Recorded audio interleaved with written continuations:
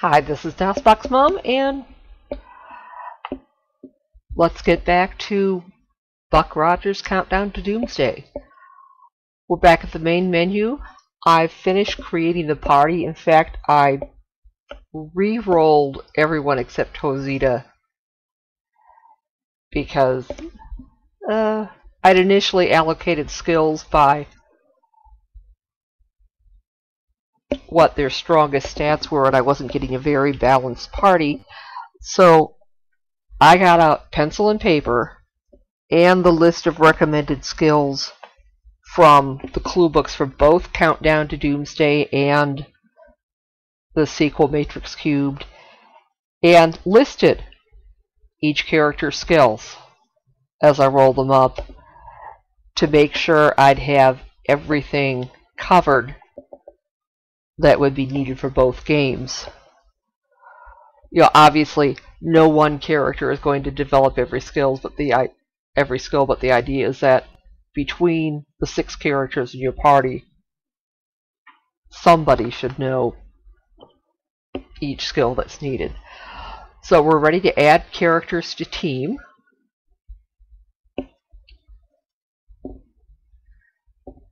And we're going to just press add, and we've got this little star thing next to them. Yeah, some cheesy names, but that's, yeah. You know, we may want to rearrange the party once we get started playing, but we are going to need to go through and modify all the characters except Hosita, whom I've already modified. Or, no, I guess I'm going to have to modify her again, because I added her to the team that I didn't save the game, so let's go ahead. So you just press A to increase scores, S to decrease, and basically the only things you can modify in Modify Character here are the abilities.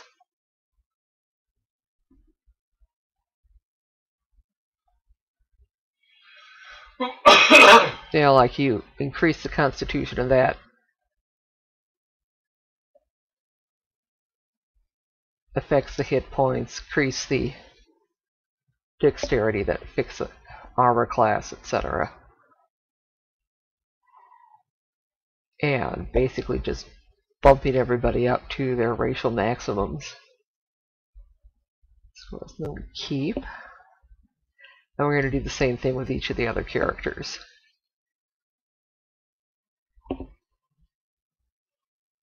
Brenda Soleil, that's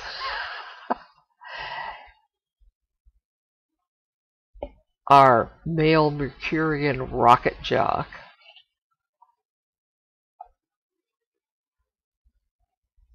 And if it sounds vaguely familiar, yeah, summer's coming up. You'll think of it eventually.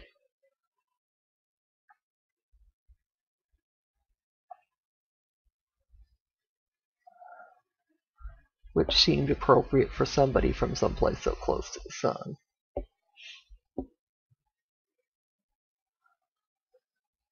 Well, I'm just going to chit-chat about the game while we're getting this done. It's the time. I had actually been thinking of doing a Let's Play of either Pools of Darkness or Dark Queen of Krynn next.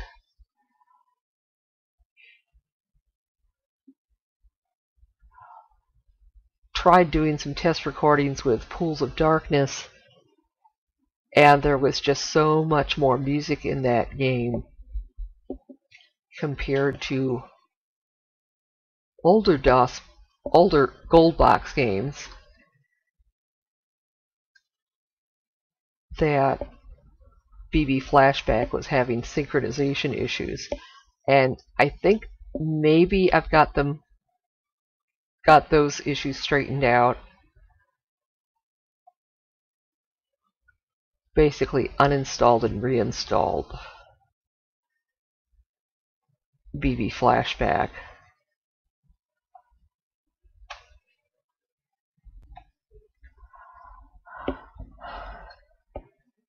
And if I were doing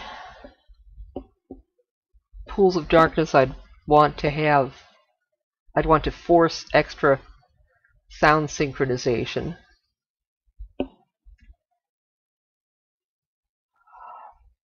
But this game, it's not needed. No, not a whole lot of sound. There will be more in Matrix Cubed. And also, I thought about it, and I think I actually like playing games with lower level characters.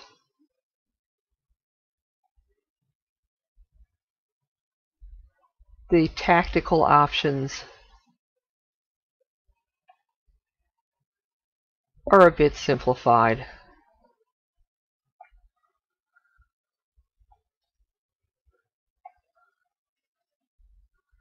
Notice as we... Yeah, look, we just increased Scotty's tech skill, and most of his career skills are tech-based, so they all went up just like that.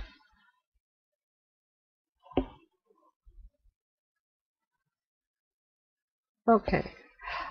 Then we can view character real quick for each one so you can see who they are.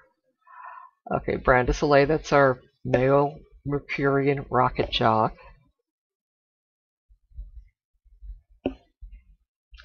And these are his career skills. Looks like they've basically all got spacesuits and bolt guns at the very beginning of the game. Bare minimum gear. We'll be picking up new gear mostly from loot we get in battle. And he's opened up these skills. Everybody needs to have first aid, with the possible exception of the medic. And then math and astronomy he needs so that he'll be able to open astrogation and navigation later, which are kind of important for a rocket jock, so he knows where he's piloting the ship.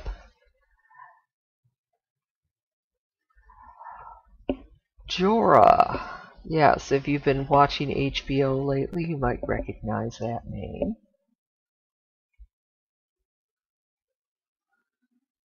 He has a weapon specialization in monosword, which seems appropriate. These are the typical warrior skills. So Terrine male warrior. Yeah, so that's his weapon specialization. And you need to give one character sensor ops, one character communication ops, and they have to be people other than the rocket jock, because you're going to need to use all those skills in space, and yeah, the rocket jock's busy piloting the ship. First aid. And then for warriors, acrobatics and climb are kind of important, but there's one sequence that comes eventually in Matrix Cubed where you have to have acrobatics and climb at very high levels.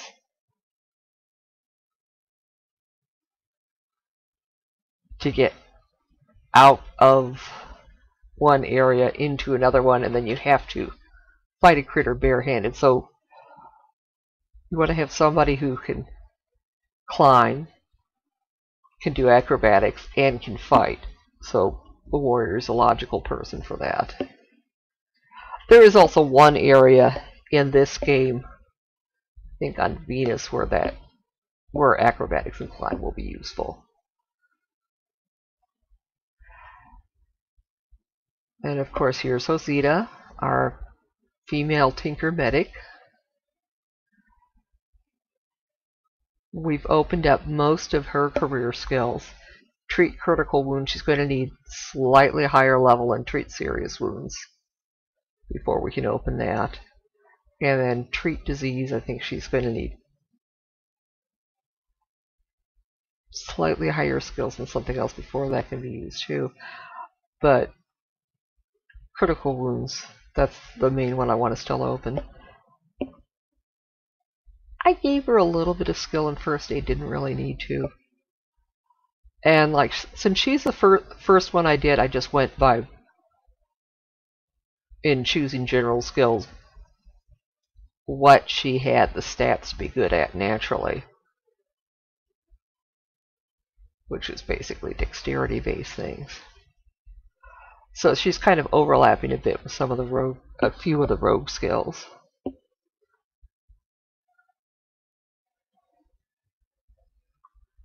Then Nala is our female desert runner warrior.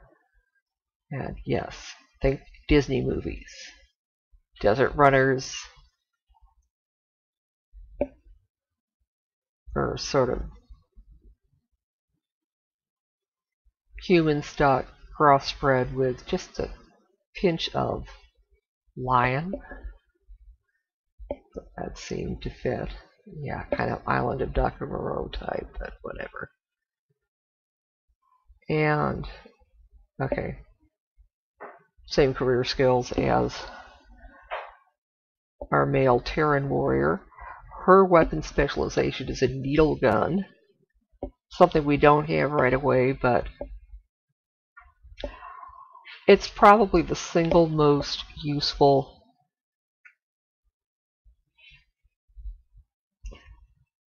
single target range weapon in the game, because it will hit just about anything. And it's got a high rate of fire.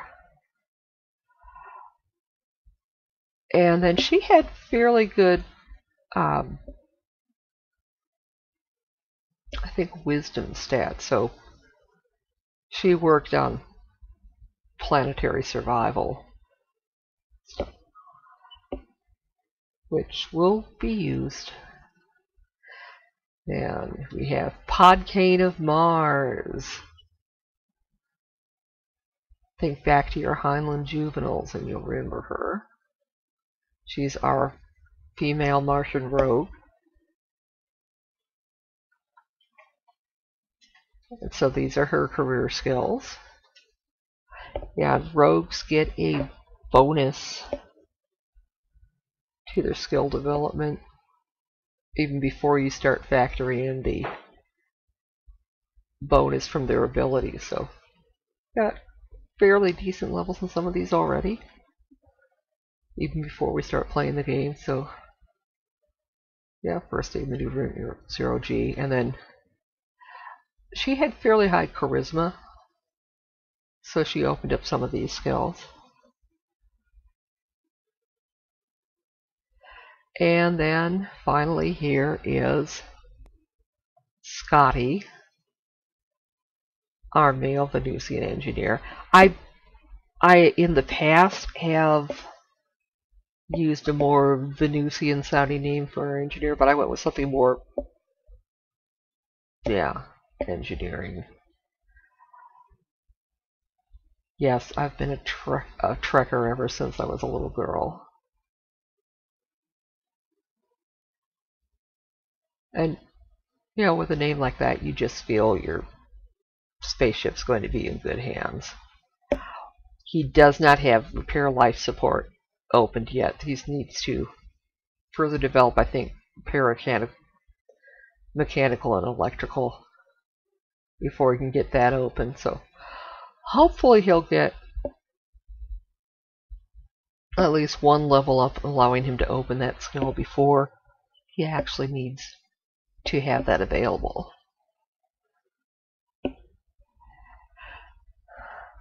Then in the past, I've sometimes have given my Tinker Medic things like library search and programming, but I had him open these skills instead.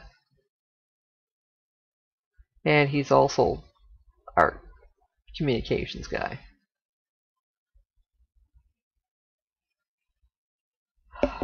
So that's that. Yeah, everybody starts out with 1,000 credits. They're all second level. I guess they gave up on the start at first level thing after Pool of Radiance. We could trade stuff. I mean, there's really nothing to trade at this point, so let's exit. And I think we'll go ahead and save the game.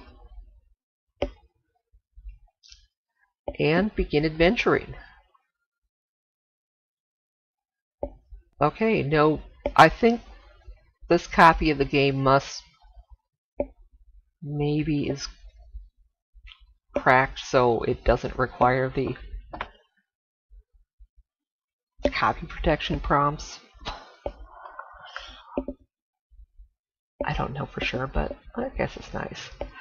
Oh, after hearing of the bravery of Buck Rogers and the New Earth organization, you have decided to join Neo and fight the Ram menace that is terrorizing the system.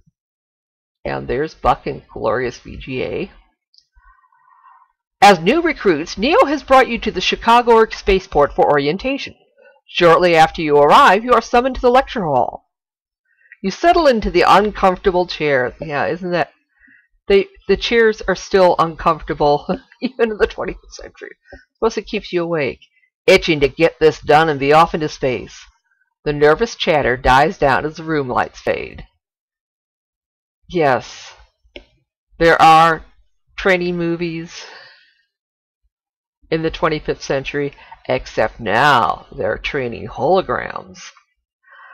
A hologram fills the front of the room as a voice intones, "Earth, the cradle of civilization, has been badly battered during the 25th century. It has become the solar system's dumping ground. But now, thanks to the thousands like you who are willing to put their lives on the line, we can start to remake this planet into the shining jewel it deserves to be." The hologram transforms into a human face. It smiles and speaks. "I am Carlton Turabian, and I will be your commanding officer. I'm sure you're anxious to begin your tour with Neo, so I'll be brief." And really, now that I'm looking at him, I want to do a more drill sergeant voice, but I'm feeling too diplomatic this morning. "You'll be assigned to our secret salvation station and given salvage and patrol missions. Do not despair. Prove yourself adept at your work, and the combat missions will come all too soon. That is all. You will be escorted to a shuttle and brought immediately to the station. You have your basic equipment. Dismissed."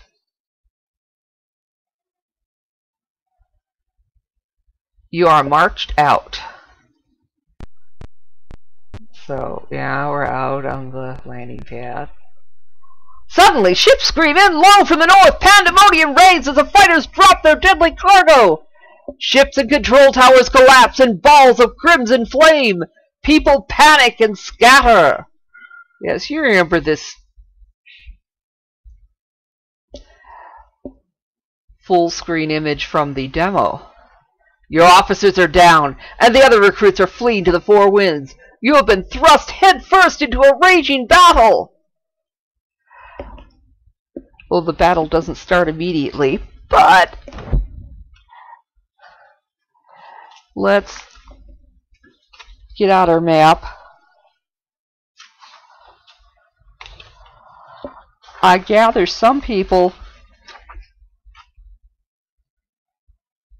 are putting the documentation to this game on their e-readers, which sounds like a great idea. I'm just old-fashioned, though. I printed it out from my printer. So unfortunately, I no longer have my paper documentation from when I used to own the floppy disk version. So we are here, just north of this one building. Actually, there's something going on in this room. Or if we wanted to, we could go east a little ways and look at something in one room, and then maybe into that room there.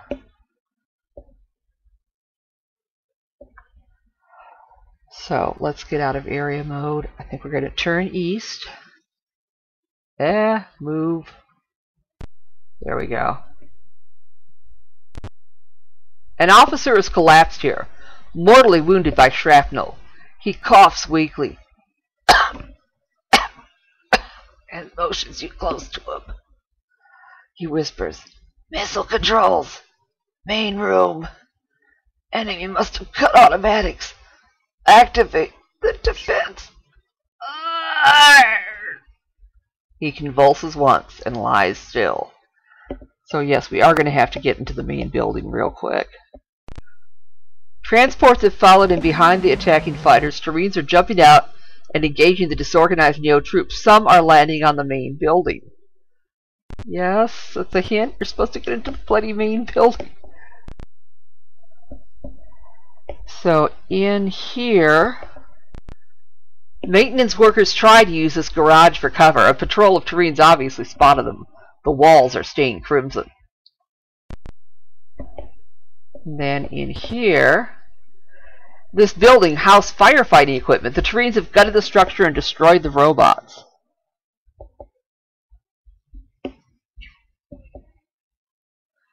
Okay, so we'll get back out. And if we were to go much farther to the east, the bombing would make it too dangerous to proceed. In fact, well, go ahead and show you. Oh, crap. Yes. Well, I wasn't planning to have a battle this early, but... Okay. So instead of aim, we have target.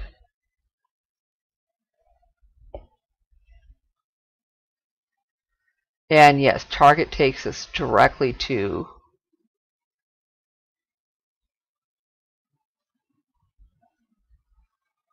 the nearest opponent. So it looks like we need to go to the northwest.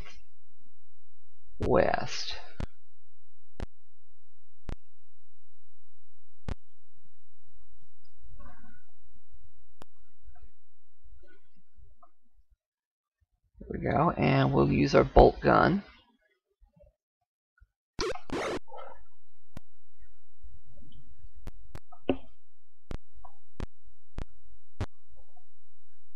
Because that's all we've got.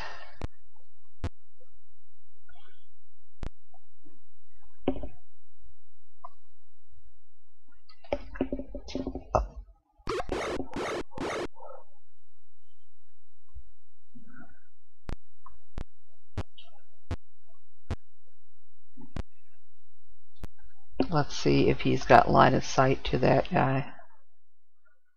Is it just the one Terrine leader?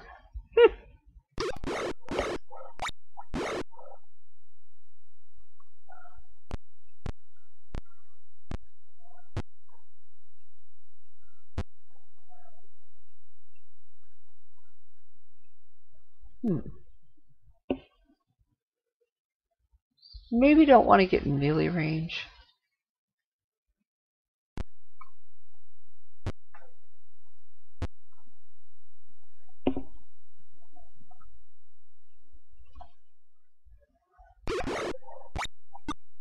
Oh, no, there's more than one.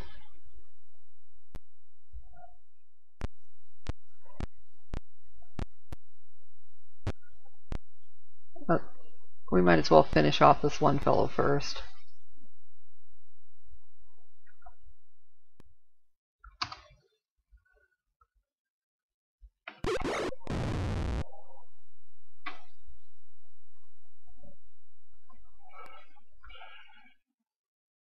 Okay, there's one guy down there next to one of our Neo people, but we can't reach him.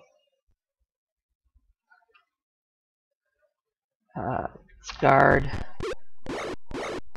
Okay, there's one guy off that way. Let's see where the next closest one is. Oh, over there.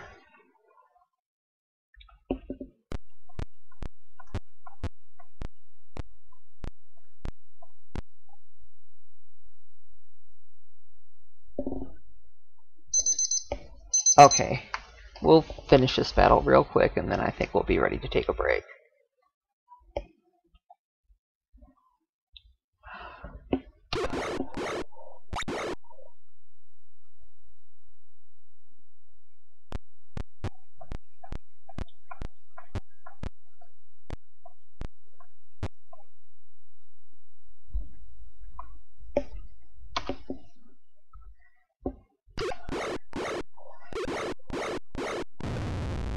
Okay.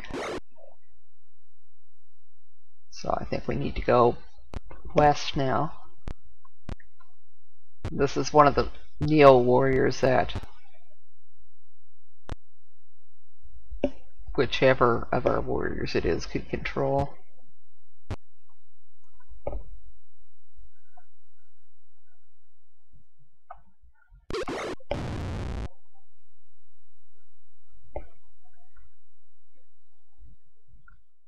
Okay, that might be it. No injuries sustained, and we did get a little bit of booty. So, 137 credits. I'm just going to escape out of that and divvy the credits. And so these... Okay, we have one Terrine leader. He had a smart suit, which is a little bit better than our spacesuits. And he had a couple of dazzle grenades, and each fellow had a laser pistol. So, I think we'll give Scotty the smart suit, since he really needs better armor. And then we'll have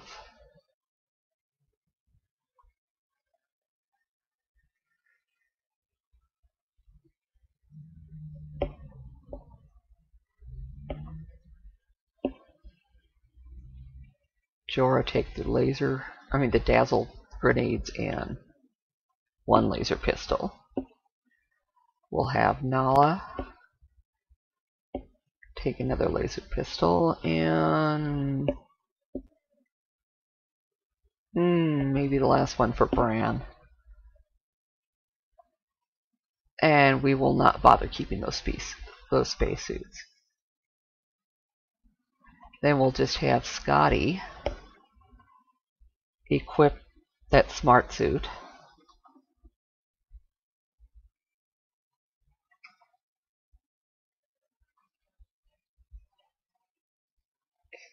Which improves his armor class to 1. That's good. And we can exit now.